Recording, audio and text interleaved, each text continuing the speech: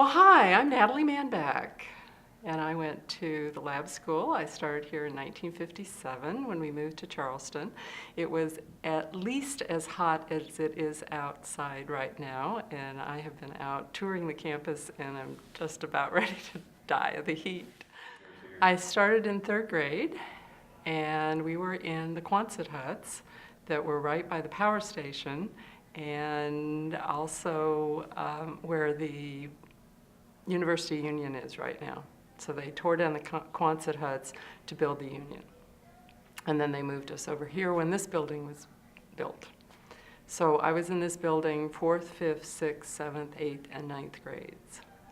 And it was very interesting to walk through this building and see that they've totally taken out everything that is vaguely familiar, and we were trying to figure out which place was what and what did we do and so on.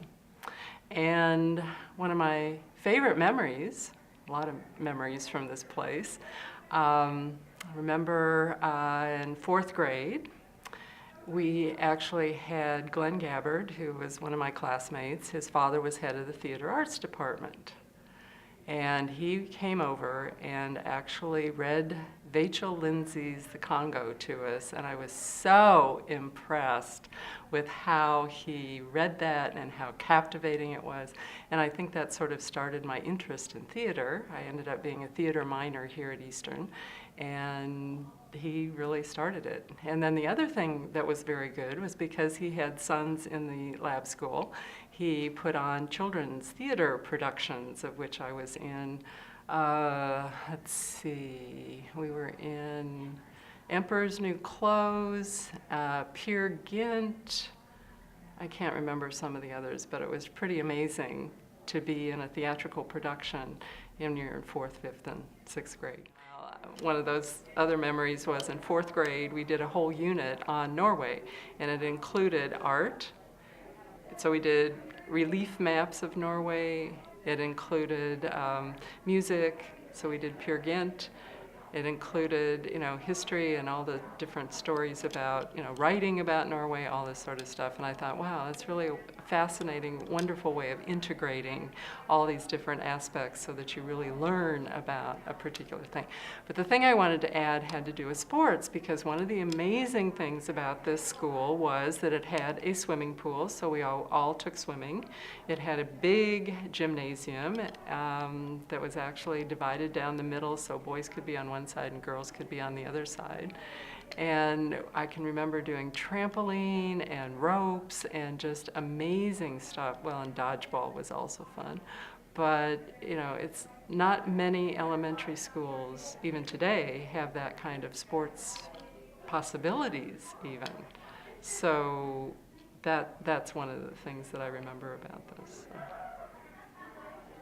And the gym was also used, let's see, at lunchtime, the girls would go out in the hall and we would dance to rock and roll, and the boys would stay in the gym and play basketball.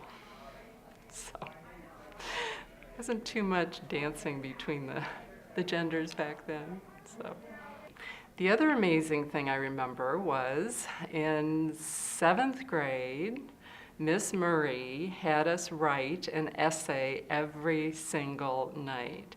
We were in agony about writing essays, but I must admit, my writing ability is definitely good to this day, and a lot of my classmates from then say the same thing. They really learned to write from Miss Murray. They hated it at the time, but they loved the end result.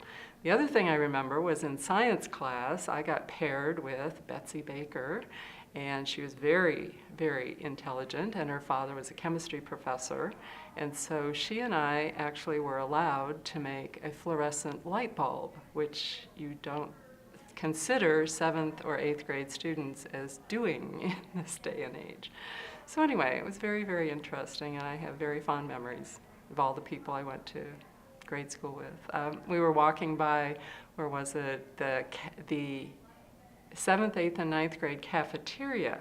In other words, it was separated from the rest of the cafeteria where all the other younger grades were. And we were talking about, oh yeah, remember when we used to flip mashed potatoes on the ceiling and watch them eventually drop? Anyway, So those are sort of some fun, different memories of this place. Well, I now have a doctorate in education and have been fascinated with how people learn ever since then. And I look back now and I go, wow, what an amazing educational experience to, form a foundation and basis for the rest of my life. So I've essentially had teaching going through from the time I left Charleston until today, and I'm still teaching. And I also love the lab school experience to the point where I chose a job at a university that had a demonstration school, and my son went through from kindergarten through 8th grade in a demonstration school as well. So I'm so sorry that they got rid of them. It's just very, very sad that they got rid of them. So.